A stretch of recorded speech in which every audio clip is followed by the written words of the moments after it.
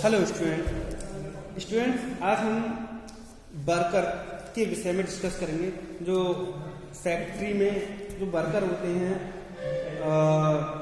Factory act के अनुसार worker क्या है उनका एक्सप्लेन केयरफुली करेंगे। उनकी जो टर्म्स हैं फैक्ट्री में वर्कर की क्या टर्म, किस टर्म से इसका यूज होता है, और कह सकते हैं कि क्या ऐसे व्यक्ति को श्रमिक कहेंगे जिसने कारखाने में काम करने पर भत्ती ना मिलती हो, यानी कि कहा जाए कि उसे सैलरी नहीं मिल रही है और कारखाने में काम कर रहा है, तो वो व्यक्ति क्या वर्कर है या नहीं।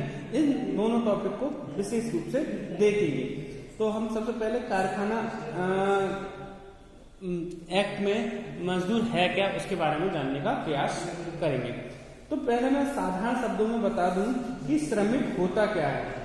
श्रमिक उस व्यक्ति से कहते हैं जो स्वयं नियोक्ता या अन्य किसी व्यक्ति के माध्यम से निर्माण प्रक्रिया को करने, नियोक्ता के या अन्य किसी व्यक्ति के माध्यम से कोई चीज निर्माण कर रहा है, मैन्युफैक्चर कर रहा है, या यंत्र या कारखाने के किसी भाग को साफ करने, कोई हमारे यहाँ मशीन है या कारखाने में कोई वस्तु है उन्हें साफ करने अथवा उसको निर्माण की प्रक्रिया में लगे रहने के बाद उसमें कार्य कर रहा है और उस कारखाना में किसी ने नियुक्त किया है इस कार्य के लिए, तो वह व्यक्ति क्या कहलाएगा, श्रमिक या वर्कर कहलाएगा। स्टूडेंट्स, जो 1948 का फैक्ट्री एक्ट है उसमें सेक्शन 2L के अनुसार श्रमिक की डेफिनेशन दी गई है। वो निम्न प्रकार है।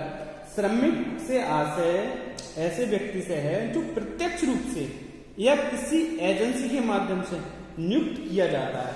मैंने आपको बताया कि कोई व्यक्ति जब तक श्रमिक या वर्कर नहीं होगा जिसे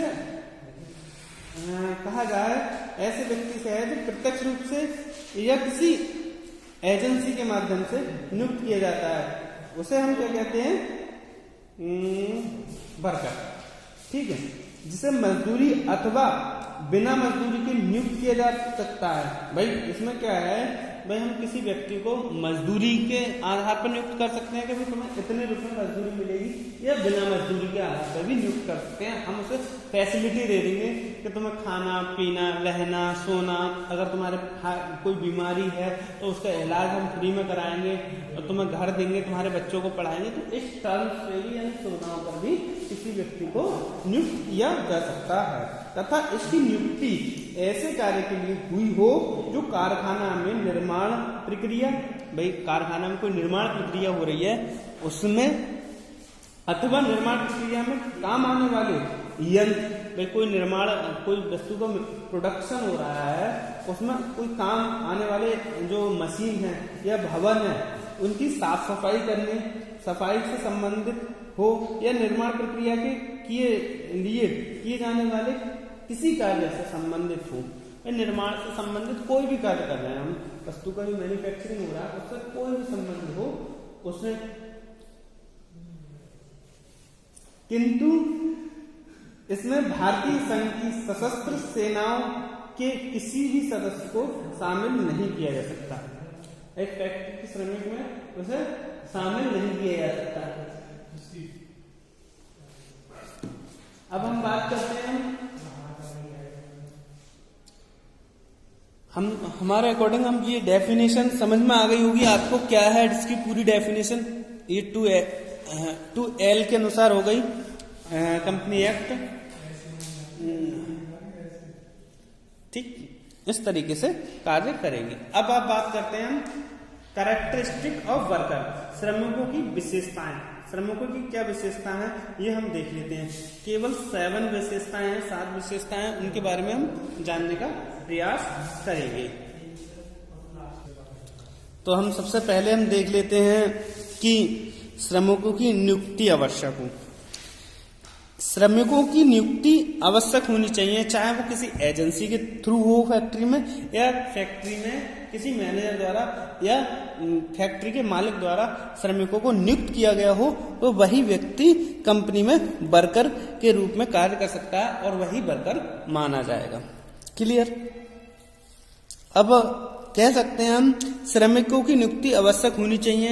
नियुक्ति से आशय है कि श्रमिकों को कार्य करने के लिए कहा जाता है या कहा जाए कि आपको यह कार्य करना है और उसकी स्वीकृति किसी एजेंसी ने जिसके द्वारा कंपनी मतलब फैक्ट्री ने अपने कर्मचारियों को नियुक्त किया है उसके थ्रू, या फिर कहा जा सकता है कंपनी में जो फैक्ट्री का मैनेजर है उसके थ्रू। ठीक।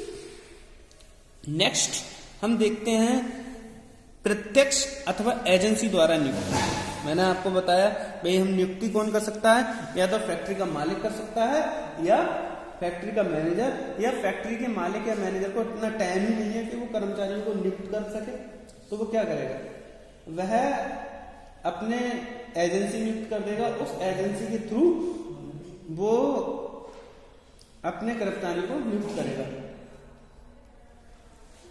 नेक्स्ट हमारा है निर्माण प्रक्रिया अथवा अन्य कार्य। भाई हमारे जो संबंधित है, जो मजदूर है या वर्कर है, वो फैक्ट्री में कोई कार्य हो रहा है। तो मान लीजिए एक फैक्ट्री हमारी लंच बॉक्स बनाने की एक फैक्ट्री है, तो लंच बॉक्स बनाने की वो फैक्ट्री है तो उसमें उससे संबंधित कार्य करे कि वो या तो लंच बॉक्स बनाए या उसकी साफ सफाई का कार्य करे या उसके भवन का साफ सफाई का कार्य करे, तो वो कार्य फैक्ट्री से संबंधित कार्य होगा, तभी वह कहा जाएगा कर्मचारी जो होगा वो फैक्ट्री का वर्कर माना जाएगा। अन्यथा की स्थिति में वह संस्था का वर्कर नहीं माना जाएगा। सही है। इसमें हम देख सकते हैं कि श्रमिकों की नियुक्ति निर्माण करने या उससे संबंधित कोई भी अन्य कार्य करने के लिए होती है। इस प्रकार की आकस्मिक रूप से नियुक्ति श्रमिक और कारखाने का चौकीदार भी श्रमिक कहलाएगा। कारखाने का श्रमिक और कारखाने का चौकीदार भी, मैंने अभी आपको बताया था भवन की देखरेख या साफ सफाई, वो भी इसमें शामिल हो जाता है। आपको इसमें समझ में आ गया होगा कि जो कर्मचारी है वो उसमें क्या होगा, जो चौकीदार है वो भी श्रमिक कहलाएगा। किंतु कार्यालय में काम करने वाला क्लर्क, भाई हमारे यहाँ मान लो कारखाना में एक ऑफिस है, उसमें कोई क्लर्क है या लिपिक है, लिपिक हिंदी में कहते हैं उसे, कार्यालय जो है तो उससे कह सकते हैं हम लिपिक हो, या वहां पे का कोई श्रमिक अधिकारी हो या डॉक्टर हो, या उन्होंने डॉक्टर रख रखी है कर्मचारियों के देखरेख के लिए, या उन पर नर्स हो या कोई मैनेजर हो, तो वो व्यक्ति कारखाने का वर्कर नहीं कहलाएगा, वह वहां का कर्मचारी कहलाएगा। कहा जा सकता है वो कहलाते हैं, हम कह सकते हैं कि वर्कर को मजदूरी मिलती है यानी कि वेजेस मिलती है, और हम जब फैक्ट्री में एक सैलरी के रूप में काम कर रहे हैं तो वो हमारी क्या कहलाएगी, कर्मचारी से संबंधित चीजें कहलाएंगी। आपको समझ में आ रही होगी बात कि फैक्ट्री में जो मजदूर होते हैं उन्हें वेजेस मिलती है, वेजेस, ठीक है, कह सकते हैं मजदूरी। मजदूरी पर होना अनिवार्य नहीं। भाई हम पहले ही बता चुके हैं आपको कि हम अगर कंपनी में मतलब फैक्ट्री में काम कर रहे हैं, फैक्ट्री हमने बताया एग्जाम्पल के रूप में कि हमारी जो फैक्ट्री है वो लंच बॉक्स का निर्माण करती है। अब लंच बॉक्स में उन्होंने कहा कि कुछ मजदूर ऐसे हैं कि 5 लंच बॉक्स बनाने पर उसे प्रति लंच बॉक्स के 20 रुपए मिलते हैं, तो उसने 5 बनाए तो उसे 100 रुपए मिल गए। परंतु ये भी हो सकता है कि कर्मचारी मतलब जो फैक्ट्री में जो वर्कर होते हैं उनको क्या करना है, मजदूरी ना मिले। उन्होंने कहा कि अगर आप 10 लंच बॉक्स बनाते हैं तो आपको 4 लंच बॉक्स फ्री दे दी जाएंगे। तो इस टाइप से भी मजदूरी, वो भी मजदूरी ही मानी जाएगी। उन्हें पैसे ना मिलना या वेजेस ना मिलना वो मजदूर कोई मायने नहीं रखता है। वर्करों को सुविधा के अनुरूप भी उसे वर्कर बनाया जा सकता है। समझ में आ गई। उसके बाद आ जाते हैं रजिस्ट्रार के में नाम लिखना होना आवश्यक होता है। कह सकते हैं कि जब हम वेजेस फैक्ट्री वेजेस वर्कर की बात कर रहे हैं तो फैक्ट्री में एक मेंटेनेंस रजिस्टर होता है जिसमें प्रेजेंट एब्सेंट लगती है कि कोई व्यक्ति है, तो उस रजिस्टर में जैसे आपने सुविधा के लिए कोई व्यक्ति रखा है कि हमारा फैक्ट्री में ये 10 लंच बॉक्स के बदले 10 लंच बॉक्स बनाएगा, तो उसे हम 2 लंच बॉक्स या 4 लंच बॉक्स फ्री में दे देंगे, तो वो वर्कर जब ही माना जाएगा जब उसे वर्कर वाले रजिस्टर में उसका नाम होगा, अन्यथा की स्थिति में वो वर्कर नहीं माना जाएगा। समझ में आ गई बात। अब बात करते हैं नियंत्रण की, कंट्रोल। तो जो वर्कर होते हैं उन पर जब फैक्ट्री के, चाहे वो मालिक हो यानी कि कह सकते हैं हमारा कंपनी का ओनर हो या फिर मैनेजर हो या फिर उसके सुपरवाइजर हो, वो कंपनी के वर्कर पर कंट्रोल कर सकता है। क्लियर। अन्यथा की स्थिति में उन पर कंट्रोल होता है, क्योंकि वो कहा जाए उत्पादन की एक सबसे नीची सीढ़ी पर कार्य करते हैं, उन पर कंट्रोल करना संभव है।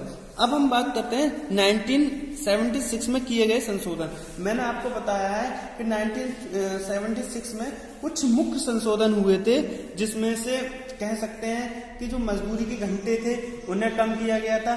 पहले क्या होता था कि लगभग हम 5 घंटे काम लगातार कार्य करने के बाद हमें आधे घंटे का लंच मिलता था, परंतु 1976 में जो वर्करों के लिए संशोधन किया गया था, मतलब हमारे जो फैक्ट्री एक्ट मैंने बताया आपको आफ्टर फ्रीडम 1948 में बना था।